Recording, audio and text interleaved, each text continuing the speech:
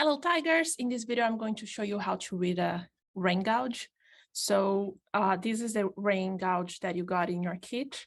In order to set up outside, you could hang in the wall with someone's help or in a fence or something like this, but you can also, and that's probably the easiest way, just stick this end to the ground and make sure it's standing right up.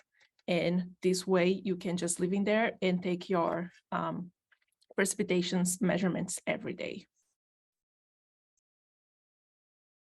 All right, so let's pretend this blue line in here is your water level. So I would like for you guys to use the right side reading, which is in inches.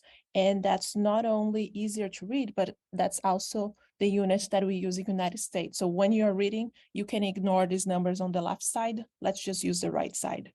So when you see from the beginning up to this first longer line over here, we have a half an inch and you have 1, 2, 3, 4, 5 dots. That means that each one of the segments it stands for 0.1 inches of rain, okay?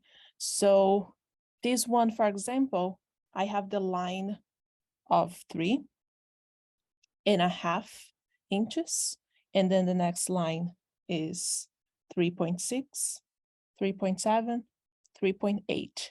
So if my water level was this much, that would be 3.8 inches. All right, here is another example. If my water level was right here, this blue line, right here, I have my 2.0 inches, and the next line up would be 2.1. So this reading is 2.1 inches of rain.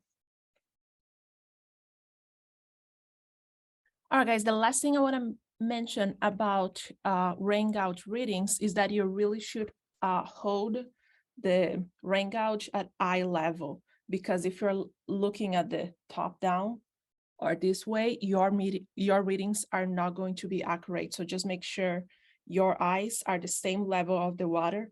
This way you can take a better reading.